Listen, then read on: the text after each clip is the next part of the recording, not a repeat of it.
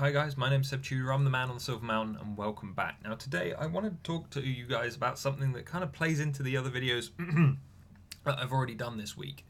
I did the Toby Young one at the beginning of the week, where we've got a breakdown in education. We've got this guy that's kind of run away from his post just because. We've got we talked about mob behaviour on Tuesday, where we've got this daunting prospect of this mass of people, and how that can either drive us away or crush us or whatever, or it can leave us as a bystander as part of that movement, with our individuality just torn away from us. And so the thing that I wanted to talk about today is courage, because it would take courage for Toby Young and the members of the Office for Students to stand up and be accountable, to actually take the steps required to make improvements, to stand against a tide of people, or to step out from the group of bystanders to take action on behalf of someone that's in trouble, or who's being attacked. That takes bravery, because it's daunting to step up against an entire other swathe of people. And so, whilst I've talked about fear in the past, we've talked about fear in regards to running away from and running towards other things and all that kind of thing. We've talked about fear in regards to a warning mechanic that can be useful as part of a learning process. I've never actually touched on the mechanics of bravery, the mechanics of courage, the things that make the trait, the virtue that makes people heroes of their stories.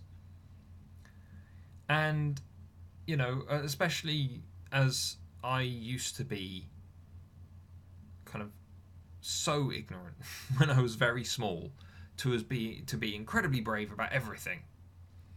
And yet then I became more aware, I became more knowledgeable and more perceptive, and so I became more nervous, more shy, more easily scared by the things around me. And it was only after I personally had a kind of epiphany moment, I had this flip in my head of suddenly stuff made sense. I was smart, I could solve problems, people were a problem. I was observant enough to see the patterns and loopholes, so what I'm going to do is I'm going to go and apply that. And as a result, after that, courage, bravery in the face of situations that had terrified me throughout most of my life in school suddenly became easy. I didn't have a problem with it, and it was something I could get through. But even then, the first thing that I want to touch on in regards to this is being courageous, being brave. It's something you need to practice. It's something that you need to kind of flex and train like a muscle. Courage is by nature more of a habit, because it's an instant response to a fear-inducing situation or set of environments. And so you have to learn to be brave, to be courageous, by being brave, by being courageous, by stepping into that space. And so the first big issue with that is, firstly, you need to cut yourself some slack and realize it's going to take time for you to build up. But also you need to get into the habit of deciding what you're thinking and what you're doing, and how you're speaking to yourself, or how you're communicating with yourself. So, for instance, let's say you're an arachnophobe, terrified of spiders, and you've got a really big one that's turned up in your room. In which case, the thing to do would be, and I realise that arachnophobia is very much an irrational fear of spiders. You can't help being afraid. I'm not saying that you're going to stop being afraid. What I am going to be saying is that you're going to be brave enough to continue to function and do what you need to do. Difference between being fearless, being devoid of fear, and being brave, being able to work and function through fear. So let's say you're an arachnophobe and you've got this huge spider the size of like, I don't know, that, sat on your bed waiting for you to come and join it. In which case, you're terrified, But then you can start talking to yourself. I don't necessarily mean out loud, but you need to realise, firstly, that you're afraid and that there's the stimulus. In this case, fairly obvious. But then you can go, okay, well, look, it's small. It's much smaller than us. All we need to do is get the cup, get a piece of paper, put them together over the spider, and we can chuck it out a window, and we're free. We're done. We're good. And then the next time that happens, you can go and remind yourself, last time we were fine. All we did, that, and then we chucked it out the window. Done. In which case, it's an easy thing, or becomes easier as a thing to do the more times you do it, because each time you do it more, you can then remind yourself of all of the other times you succeeded, all the other times you worked through the fear and didn't have an issue and came out the other side as being completely fine. The next thing that I want to talk about is in regards to kind of, as well as the noticing that you're shy, you have to that you're afraid, rather, you have to make a point of kind of realizing what your body is telling you. You know, you'll start to realize the things that you do, and in that, especially with shy people, that's why I said shy, especially with shy people that I've worked with before who have social anxiety or social uncertainty that then leads to anxiety, it kind of stands out as one of these things that when they actually start noticing what it is that's causing them to have that sudden build-up of emotions, then they'll realize that at times they are far braver than they thought they were. Do you know what? At work, I was completely fine in talking to people in all of these situations because it was at work. But as soon as you took me to a friend's house for a party, I became the quiet wallflower. I don't need to do that because I can do what I do at work there. That's simple, right? So that realization, that noticing of things, the practice is one thing, the noticing is another. Yeah? So besides just cutting yourself some slack and kind of noticing what's actually going on in the moment when you're afraid, you need to take into account like everything you're doing when you don't feel afraid.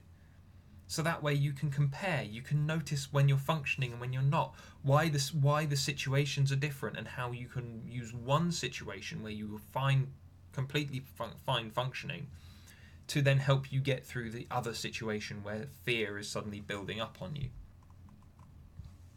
One of the next things that I've been kind of thrown at a couple of times in regards to fear is, especially in the world of work, and one of the things that usually comes out as helping people is, especially when they're representing their company, representing their business, representing their organization of some sort, having to present for their department, for instance. Focus on the people, focus on the cause, focus on what you're doing, what you're standing for. Have a purpose bigger than yourself. Why? Well, it abstracts the fear from you. It abstracts the thing that you're doing from you. It's the same way that when I'm asking questions in a coaching session and people can't think of an answer, people can't think of what they want or what they want to say or the best options for themselves or anything like that, then one of the kinds of questions that I'll ask is, okay, so imagine your best friend comes to you and asks the same thing, they're having the same problem that you're having now. What would you tell them? What would you say to them? What advice would you give them? Because then it removes the fear, it removes the impact from them specifically, draws it away from themselves, and that gives them room to think. If you're looking at this and going, right, I'm going to focus on the people and the thing that I'm here to do, I believe in that. I'm supported by all these people. They know what they're doing. I know what I'm doing. We can make this work because we've made it work all along as a team. Then the fear becomes lessened because you've got this confident group behind you that you are now a part of. It's actually kind of like we were talking about in regards to the group psychology stuff from the other day, the mob psychology from the other day, where your personal responsibility is kind of diffused amongst the rest of the collective. And that includes your responsibility for failures, which is usually what you are most fearful of in those kind of situations. But obviously, you can push this across into a different area as well, one that's much more personal. You know, one of the ways that I was able to get over my fear of interacting with people was by going and actually taking a very stark look at myself and going, well, how am I awesome? How am I good? On paper, in reality, like, what are my strengths? What are my weaknesses? What are the things that stand out about me? And how do I tackle those things? How do I deal with those things most effectively? And as a result, after going through that for myself and going, okay, well, I try to be friendly, but I know that I'm kind of concise and to the point. I can be quite blunt at times. I tend to say what I think. I'm tactful with it, but not to the point of not getting my point across. I'm fairly driven, and I'm fairly methodical, and I pay attention. And as a result, those are all, for the most part, to one extent, positive things, but I can see how they would be intimidating, so how do I offset that? You know, it's all of those kind of thoughts that then allowed me to analyse myself in a way. Even before I was doing any coaching or any profiling or anything like that, this was the kind of introspection that I was looking at myself. And so after I was like, right, well, I'm focusing on me. But it's not me. It's not the me that's in my head that's afraid of what other people are going to be talking about me, or what they're going to be saying about me, or how they're going to be talking to me, or how they're going to be dealing with me. It's the me that is this piece of paper with all my qualities written down. So if I've got that, I don't need to be afraid for myself, because it's not me that I'm selling, it's that other guy. That other guy that's also me, but who's all the good bits of me that I'm not afraid of, that don't cause me fear. Quite the opposite. They're the things that make me more confident. The next one is one that stands out to me as something that gets taught an awful lot when it comes to presentation and public speaking skills, but it's something that I've seen used and would tend to throw out to people, especially when it was in regards to dealing with people one-on-one. And that is the you have to pay attention to the positive things, and the negative things you need to let go. Most of us focus on the negative. Most of us focus towards the things that could go wrong, or we're all very naturally pessimistic. Even if we're the biggest optimists on the planet, you turn around to someone and go, oh, the government's done it again, and someone else is likely to respond, yeah, they always fucking do. Because we always expect the worst from that situation. You know, if someone went, do you know what, they did a really good job, then there'd be a good chance that someone would go, really? I don't believe you. Simply because we're so used to the negative, and we are so focused on the negative, that it's hard for us to think outside and move outside of that without someone giving us a poke. And so when it comes to paying attention to the positive, discounting the negative, it comes down to, in the public speaking setting, it would be saying, focus on the people that are happy to be there. Don't focus on the upset faces, because the upset faces are likely to be upset throughout the whole thing. The grumpy faces are likely not to change. Focus on the people who are happy to be there, and focus on keeping them happy. Don't focus on trying to make the grumpy people happy instead. And so you get the most out of it. Again, I would give similar advice to people when they would be working on a till for me, where in retail, where it would be a case of me going, okay, if they're coming in and they're being grumpy, completely neutral, completely placid, and let them just get their shit done and get them out the store. Don't worry about it. If they come in and they're being positive and they're being approachable, conversive, whatever else at the till, then fine, converse back, be positive, because that person is obviously appreciative of you doing your job and helping them out. It allowed people that were terrified of being on till to slowly work their way round to being on till without a problem, and in fact some of them being my best staff. So it's something that can work for everybody. You just need to find the right place to pay attention to. And then the last one, this is one that I personally sit away from a little bit, but in this particular instance I feel like it's worthwhile. And this is the kind of fake it till you make it approach. And it revolves around the idea of using role models. Now, I personally try and steer away from role models more so than anything else, simply because whilst role models can be incredibly useful, they can give you a template by which to base your thoughts and your behaviours on. They can be terrific in so many different ways. They can also then be suddenly disappointing. And for someone to build themselves up and solidify themselves off the back of a role model who then fails them can potentially set them back far, far further than if you become your own best role model, or if you take something that can't, create a role model out of something that can't be taken away from you. So I'm not the biggest believer in the power of role models wholesale, but the idea of having a template from which to work is always a good idea. There's a reason why things like furniture come with instructions, why everything nowadays comes with an instruction book to help you put it together, care for it, whatever else. It's because even if you're going to do something with whatever it is that you've purchased that's maybe unconventional or destructive, even if you're there literally just to smash something, then it still comes across as you have a template by which to work.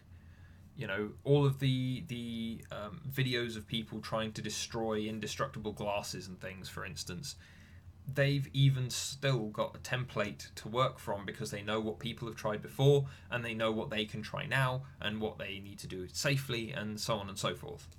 So in regards to courage, think about people, both big, small, fictional, real, who you would consider to be courageous, to be brave. Try and figure out why. Look at how they acted. Look at how they spoke. Look at what they said. And use that to to one extent or another to kind of generate the qualities that you admire in that person. It can be difficult, and this is again maybe somewhere where having a coach or someone else that would you could bounce ideas off on how you're progressing would help. But for the most part, using a role model can be incredibly helpful. There was one coach who I dealt with who did an awful lot of confidence coaching using things like role models, and he would use things like Han Solo, whereby up until recently, where the character unfortunately died, spoilers, but up until that point, and even up until that point, to be fair, the character remained very similar in his behaviours, in the way that he functioned as a person, in his level of confidence, and the way that he interacted with others.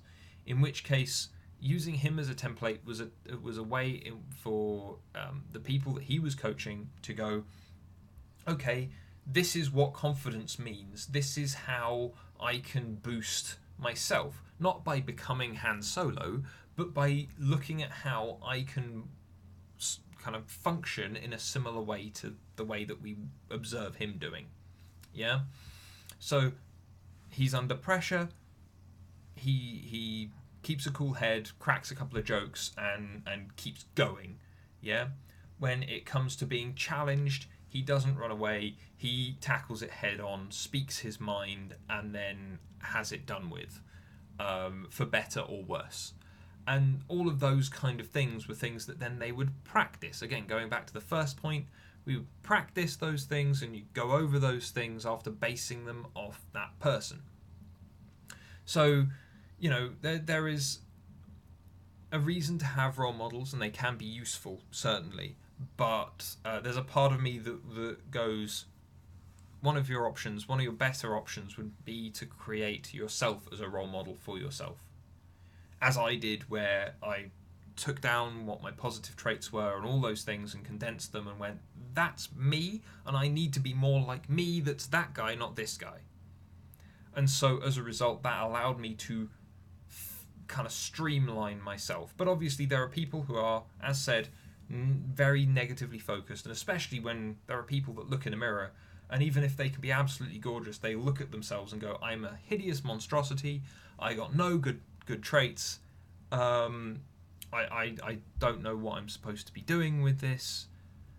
You know, when you've got those people who can't see the good in themselves, at least at the beginning, if you're one of those people, maybe using a role model, investigating what you see as success, see as confidence, see as bravery, it actually entails, and then try and slowly just practice building those into yourself until you can start seeing some of the good in yourself. I'd also just generally suggest, if you're one of those people that has that much of a downer on yourself, go and see a psychologist, medical professional. The number of people that I've engaged with as a coach who have also gone through cognitive behavioral therapy to help them in some way to kind of deal with what's happened to them in the past or their previous feelings and thoughts and whatever else, to then also allow me to better enable them as a coach, helping them forward, helping them plan, holding them accountable to the things that they are saying that they want to do and things that they need to do. You know, it's all different interventive services that all help people get to where they want to go. But anyway, guys, I hope you found this interesting. I realise it's only like 5 points on bravery, and it's the kind of overview of the mechanics and ways that you can improve your kind of courageous self, if you like, to then allow you to go and do more and strive for better. But otherwise, guys, I hope you found it useful, and thank you very much for watching, and I'll see you in the video tomorrow. Take care. Thank you very much for watching, guys. If you enjoyed this video, then please drop us a like, share this video, and subscribe for more, and I'll see you in the video tomorrow. Take care.